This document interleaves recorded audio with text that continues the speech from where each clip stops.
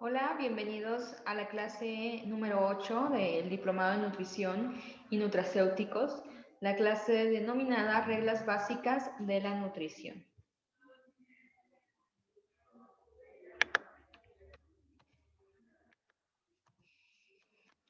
Vamos a empezar con conceptos básicos de la nutrición. Vemos que alimento va a ser cualquier vehículo por el cual el organismo va a adquirir los nutrimentos, que estos le van a permitir tanto un correcto funcionamiento como también mantener diversas funciones vitales en el organismo, ¿vale?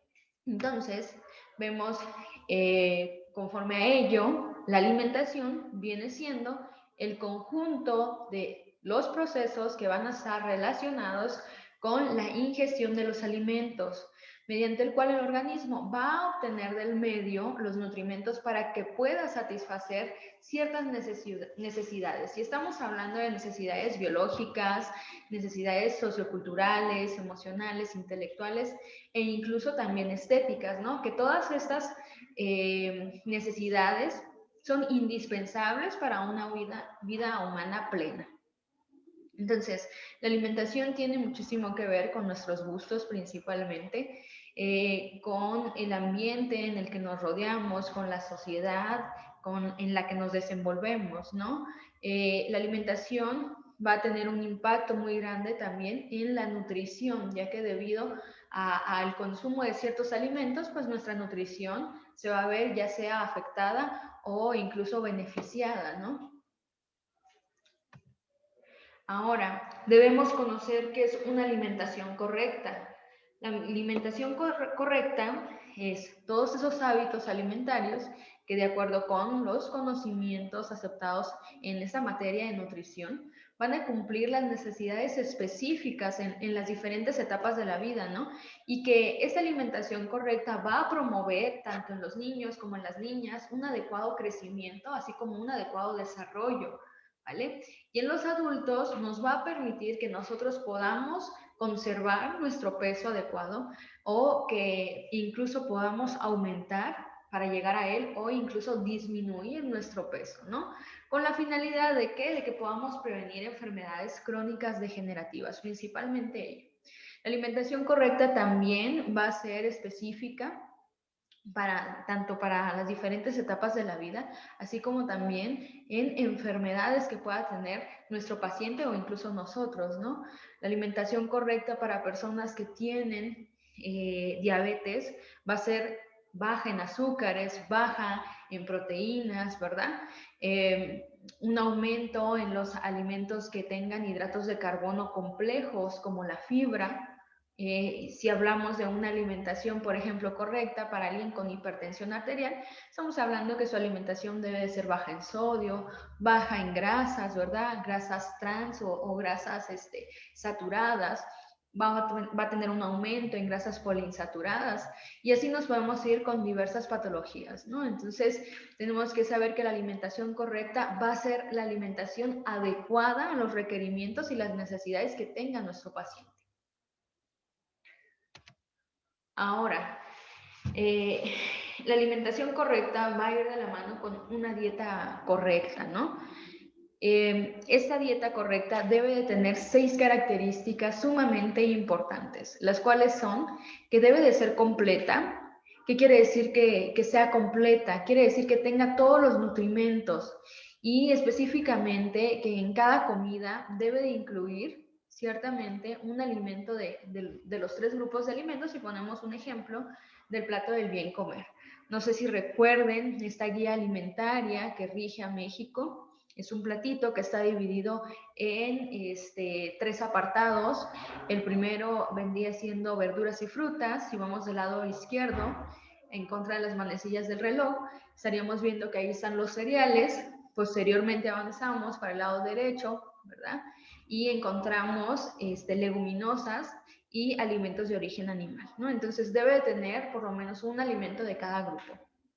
Ahora, la alimentación debe de ser, nuestra dieta debe ser correcta en cuanto a que debe de estar equilibrada. ¿Qué quiere decir? Que guarden todos esos nutrimentos una proporción entre sí. Si recuerdan cuando veíamos hidratos de carbono, proteínas y lípidos, no sé si les llegué a comentar, no recuerdo, pero les hago el comentario de nuevo, sí. Debe de tener ciertos porcentajes estos macronutrientes. Hidratos de carbono debe de ser un porcentaje alrededor de 50-65% del total de la dieta.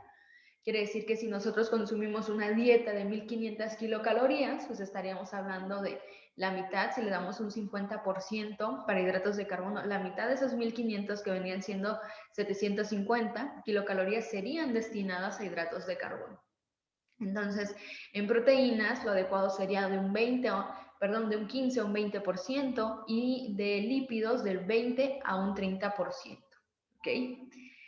En cuanto a que la dieta debe de ser inocua, quiere decir que no implique un riesgo para la salud. Y no únicamente estamos hablando de que la fruta o la verdura esté desinfectada, ¿verdad? O que la carne esté cocida, sino también en la parte de que no debe de ser alta en grasas trans. Si es alta en grasas trans, pues no vendría siendo inocua. ¿Por qué? Porque sí implica un riesgo para nuestra salud. ¿Por qué? Porque yo puedo elevar mis triglicéridos, puedo elevar mi colesterol, LDL, por ejemplo, disminuir mi HDL y con ello tener mayores probabilidades de tener algún padecimiento, una enfermedad cardiovascular. ¿Okay? Vemos que también nuestra dieta correcta significa que es suficiente. ¿Suficiente en qué aspecto? Que cubra las necesidades de cada etapa de la vida. Estamos hablando que si es un niño, pues va a tener una mayor ingesta de hidratos de carbono, ¿verdad? Si es una persona adulta, pues va a tener una menor ingesta de hidratos de carbono y se debe de tener un cierto porcentaje en cuanto a lípidos y proteínas para no generar una enfermedad crónica degenerativa. ¿Okay? Vemos que debe de ser variada, que debe de tener de todos los alimentos de los diferentes grupos de alimentos.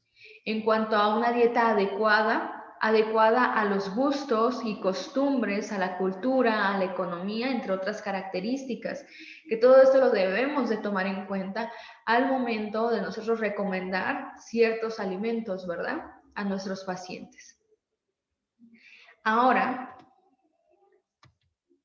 vemos qué es una colación o refrigerio, porque escuchamos que cuando vamos con el nutriólogo nos dice, ¿sabe qué? Debe de tener una colación, ¿no? ¿Qué es una colación? Pues es una porción de alimento que se consume entre las comidas fuertes, ¿ok? O comidas principales. Estamos hablando de esta cantidad de comida que va a ser entre el desayuno y la comida, y entre la comida y la cena, e incluso después de la cena hay quienes también optan por tener un aperitivo, una colación o refrigerio, ¿no?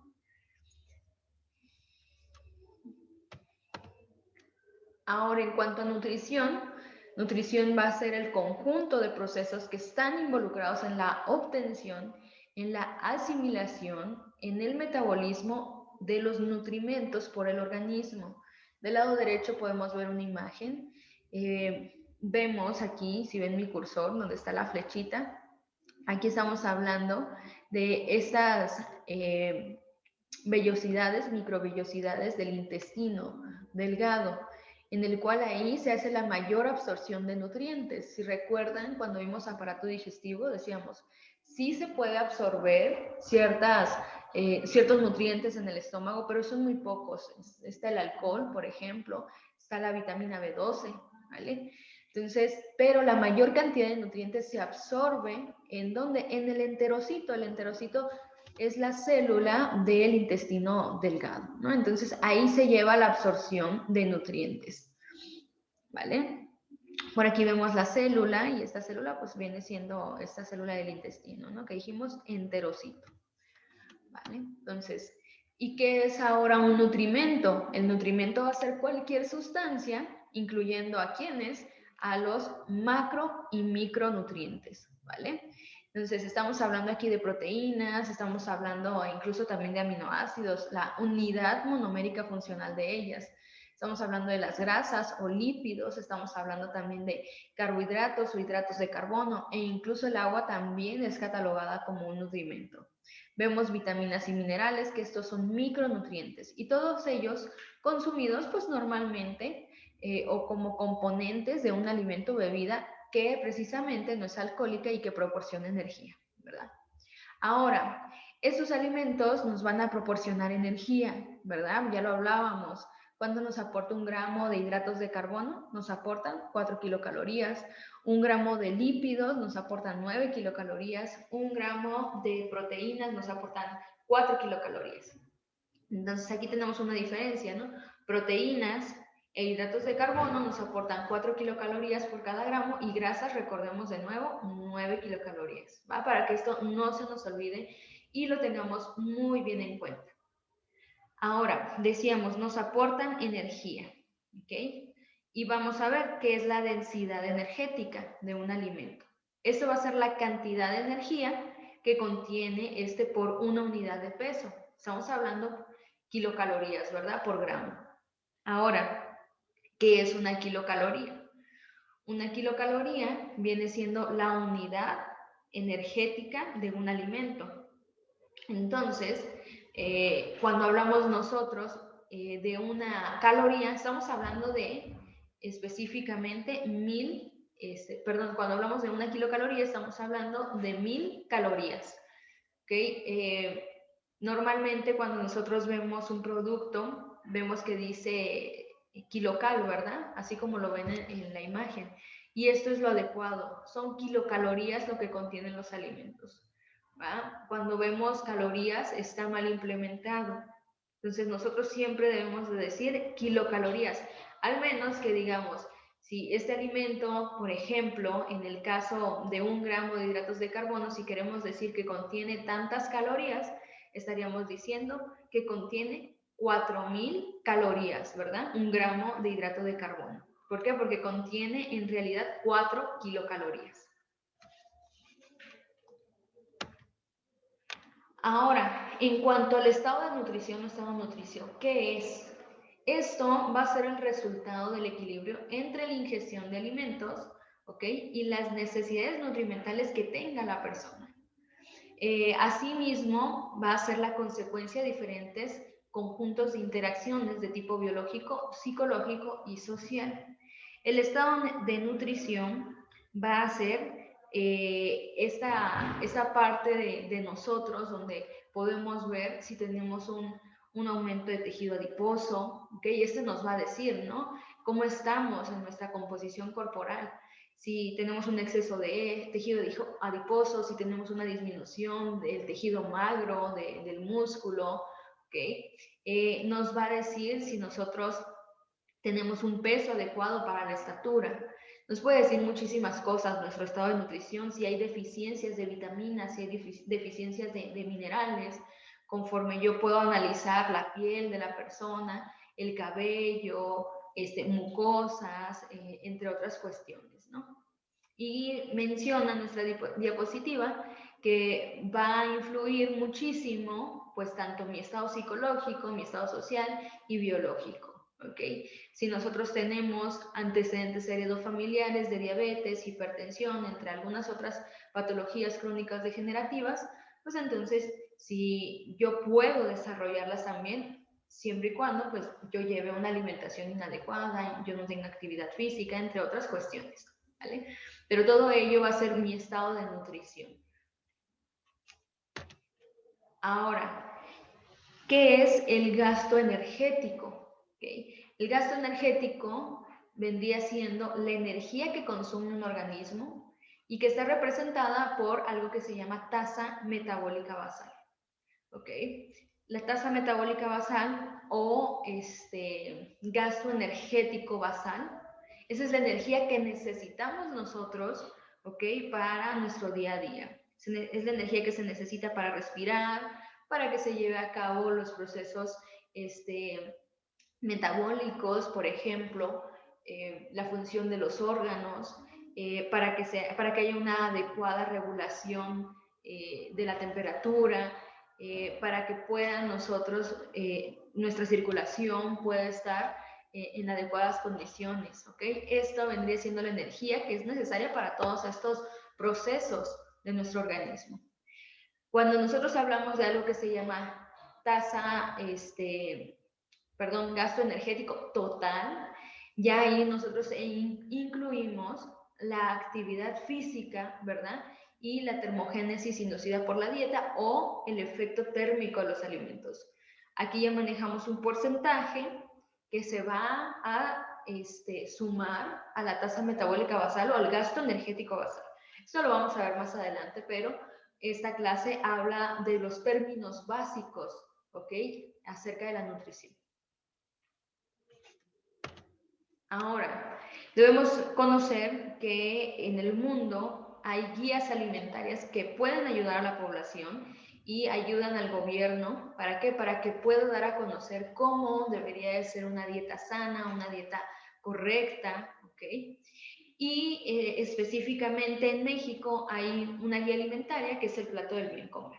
El plato del bien comer es una guía muy, muy básica, ¿ok? Que es una herramienta gráfica que va a representar y resume los criterios generales que unifican y dan congruencia a la orientación alimentaria, dirigida a brindar a la población, ¿no? Y que es muy práctico, que tiene respaldo científico, sí, pero eso es con fines únicamente de educación nutricional, para que conozcamos los alimentos que van en cada grupo, que sepamos que debemos de consumir más verduras que frutas, que debemos combinar cereales con alimentos de origen animal, perdón, con leguminosas, por ejemplo, ¿no? Entonces, nos puede ayudar para esta parte, pero si una persona quiere un plan alimenticio para ciertas patologías o para disminuir el peso, para aumentarlo, no nos podemos guiar únicamente en este plato del bien comer. Tenemos que acudir a un especialista que nos haga un plan alimenticio acorde a todas nuestras necesidades energéticas, de acuerdo al peso, de acuerdo a la talla, de acuerdo a los gustos y costumbres de la persona, entre otras cuestiones, ¿verdad? Pero bueno, lo que debemos de saber es lo básico en cuanto a nuestra guía alimentaria y que mencionábamos anteriormente que contiene verduras y frutas, cereales, leguminosas y alimentos de origen animal. Incluye un alimento de cada grupo en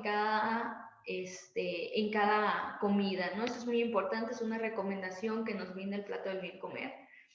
Algo que no les mencioné anteriormente es que verduras y frutas van a estar en prioridad. Antes se mencionaba que eran frutas y verduras, pero por por iniciar con frutas, la oración, se creía que deberíamos de comer mayor cantidad de frutas que de verduras, cuando no es así. ¿Vale? Entonces, en los cereales están todos los que ustedes pueden ver: tortilla, pan, galletas, pasta, incluso está la papa, porque es cereales y tubérculos el grupo. En leguminosas y alimentos de origen animal, leguminosas, frijol, lenteja, haba, soya. Y en alimentos de origen animal tenemos la leche, el queso, el huevo, el pescado, atún, sardina, carne de res, pollo, pato, ¿ok? Entonces todo lo que venga de origen animal. Ahora, en cuanto a otra recomendación, los alimentos tienen la misma función, por lo tanto, pueden sustituirse unos a otros dentro del mismo grupo. Si nos dice el plato del bien comer, hay que consumir un alimento de cada grupo, y en este caso yo tenía pensado comer pan, pero bueno, el chiste es que no hay, yo puedo sustituir ese pan posiblemente por tortilla de maíz, ¿vale? Y así sucesivamente en cada grupo. Pero no podemos darle prioridad a una mayor cantidad de cereales, no comer frutas, no comer verduras y darle prioridad a los alimentos de origen animal, por ejemplo. No, tenemos que consumir uno de cada grupo, ¿vale? Y podemos cambiar, sustituir algún alimento, dijimos, siempre y cuando esté en el mismo grupo. Ahora, se debe de comer la mayor variedad posible, se debe de comer de acuerdo a las necesidades y condiciones, ni un poco más ni un poco menos. Se debe consumir la menor cantidad posible de grasas, ¿ok? La menor cantidad de aceites, azúcares y sal. En cuanto a consejos para facilitar el consumo de una dieta correcta, es necesario que en cada comida disfrutemos alimentos diferentes, que nuestra dieta sea variada, como lo decíamos, que podamos consumir frutas y verduras específicamente de temporada, ya que son más frescas, son más económicas, Comer cantidades moderadas de alimentos de origen animal. ¿Por qué? Porque contienen un alto contenido de grasas y principalmente los derivados de la res van a tener un alto contenido de grasas trans. Las grasas trans mencionábamos ya en las primeras clases, que son las grasas que podemos denominar las más malas, ¿verdad? ¿Por qué? Porque aumentan el colesterol LDL y disminuyen el colesterol HDL, ¿no? Entonces, ahí hay un gran riesgo de desarrollar placas de ateroma, lo que van a dificultar el paso de la sangre, ¿verdad?, por las arterias. Entonces, si hay una disminución en ese flujo, pues obviamente el oxígeno no va a ser el adecuado en diversos órganos. Ahora, debemos de combinar cereales, ya sea pan, tortillas, pastas, con leguminosas, frijoles, garbanzos y habas. ¿Cuál es la finalidad de hacer esta combinación? Es que en ese momento nosotros obtenemos una proteína denominada de alto valor biológico, ¿okay? La cual es muy similar a la de la carne. Únicamente que la carne de res, por ejemplo, nos va a dar vitamina B12 y esta combinación no nos da esa vitamina. Y recordemos que la vitamina B12 o cianocobalamina o cobalamina tiene un gran impacto en nuestro organismo en la parte de prevenir anemias, anemia megaloblástica, y también nos ayuda, tiene la finalidad de ayudarnos bastante en la obtención de energía, ¿vale? Entonces hay que consumir alimentos de origen animal, pero con moderación. Más o menos, ¿cuánto es la recomendación de carne a la semana? Vendría siendo una vez a la semana. ¿Y cuánto aproximadamente de 100 a 120 gramos, ¿no? Únicamente. Ahora, debemos preferir los cereales integrales como la tortilla de maíz, el pan integral, avena y amaranto. Ya hablábamos acerca de la fibra, ¿verdad? ¿Qué es lo que hace la fibra? La fibra principalmente integral lo que nos va a ayudar es a absorber mayor cantidad de agua en el intestino delgado, intestino grueso, y así poder expulsar con mayor facilidad las heces fecales y tener menos riesgo de desarrollar estreñimiento. Ahora, en cuanto a avena, por ejemplo, también nos ayuda principalmente ¿en qué? En que es una fibra soluble y lo que hace es tener una composición gelatinosa, tanto el alimento en el estómago como al paso de él hacia el intestino, y lo que genera es una disminución en la absorción rápida de hidratos de carbono simples. Y esto en personas diabéticas, por ejemplo, puede ayudar bastante.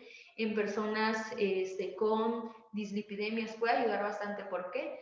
Porque puede arrastrar sales biliares, ¿ok? Junto con ella, con esta fibra. Recordemos que la fibra no se absorbe, se digiere, pero más no la podemos absorber. Entonces es expulsada, eliminada en las heces fecales. Entonces nos va a ayudar a expulsar sales biliares que se va a impedir la formación de colesterol, ¿no? Más adelante, ya cuando se llegue ciertas sustancias a la circulación. Ahora, optar por pescado y pollo sin piel por el menor contenido de grasa en cuanto al pescado, perdón, al pollo, y en cuanto al pescado, ya que es rico en grasas poliinsaturadas que nos ayudan a disminuir el colesterol LDL y aumentar el colesterol HDL. Ahora, debemos utilizar pocas grasas, aceites, azúcares y sal al preparar los alimentos. Disminuir la cantidad de sal, porque por la relación tan alta que tiene, ¿verdad?, con la hipertensión arterial. Azúcares con el aumento de peso, con un aumento en la glucosa en el torrente sanguíneo, derivada por una resistencia a la insulina, posteriormente por diabetes, ¿no? Se debe comer tranquilo, disfrutar los alimentos en compañía y de preferencia estando en familia. Y evitar bebidas alcohólicas o consumirlas solo en forma esporádica. Recordemos que 1 gramo de alcohol contiene 7 kilocalorías, lo cual nos aporta mayor cantidad que las proteínas y los hidratos de carbono, pero menor cantidad de los lípidos. Entonces, sigue siendo un alto contenido calórico, lo cual nos lleva a desarrollar triglicéridos elevados, a aumentar el tejido adiposo en nuestro organismo, y que sabemos que con ello tenemos muchas probabilidades de desarrollar diabetes principalmente. En cuanto a hábitos alimentarios, ¿Qué son los hábitos alimentarios? Pues va a ser el conjunto de conductas que van a ser adquiridas por el individuo por la repetición de actos en cuanto a la selección, en cuanto al consumo de los alimentos y la preparación de ella. Esos hábitos alimentarios van a estar relacionados generalmente con las características económicas, culturales y sociales de ya sea de la población o de la región, ¿no?, en donde se esté viviendo. Y estos hábitos son generalizados de una comunidad y suelen llamarse costumbres, ¿vale? Entonces, en cuanto a hábitos alimentarios, pues eh, son todas esas conductas que nosotros tenemos relacionadas a los alimentos, ¿no? Levantarme tarde a desayunar, cenar muy temprano, cenar muy tarde, no tener colaciones, ¿ok? Aumentar el consumo de ciertos alimentos a cierta hora del día, por ejemplo. Y en cuanto a actividad física, pues va a ser todo ese movimiento voluntario que es producido por la contracción de nuestro músculo esquelético y que tiene como resultado pues un gasto energético que se añade al metabolismo basal. Entonces, este gasto energético va a ser extra, o sea, es la energía o las kilocalorías que necesitamos por la actividad física que estamos desarrollando. Y decimos que al gasto energético basal o al metabolismo basal le tenemos que agregar este gasto energético para obtener un gasto energético total, que son todas las kilocalorías que necesita mi paciente o necesito yo, ¿ok? Día a día. Ahora, la actividad física puede ser clasificada de varias maneras. Puede incluir el tipo, ya sea aerobia y para mejorar la fuerza, puede ser anaerobia, puede ser para mejorar la flexibilidad y el equilibrio, o podemos verla por intensidades, si es ligera, moderada o si es vigorosa. Y también se puede ver la actividad física con cierto propósito, ya sea recreativo o incluso disciplinario. Y aquí acabaríamos con esta clase. Es muy pequeña, son términos básicos de la nutrición para que comencemos con las siguientes clases. Les dejo una tarea que es realizar un mapa mental, ya sea en Paint, en PowerPoint o en Word, ¿vale? Acerca de la norma mexicana 043 que habla acerca de servicios básicos de salud y promoción, así como de educación para la salud alimentaria. Y esa nos sirve, ¿por qué? Porque nos brinda criterios para poder brindar orientación alimentaria. Vamos a subirla a la plataforma, ¿ok? Les pido no copien y peguen una fotografía de Google y no la vayan a trasladar a Word. No, háganlo ustedes. Vean de qué manera la pueden realizar. Recuerden, es un mapa mental, son imágenes con muy pocas letras, ¿ok? Ingénienselas ahí para desarrollarlo. Hagan un buen trabajo, chicos, por favor, que sea de calidad. Estamos en un diplomado, entonces vamos a echarle ganas y vamos a desarrollarlo, ¿vale? Entonces, cualquier duda, pues ya saben cómo comunicarse conmigo y los dejo y nos vemos la siguiente clase, que vendría siendo la clase número 9. Cuídense mucho y que tengan un excelente día.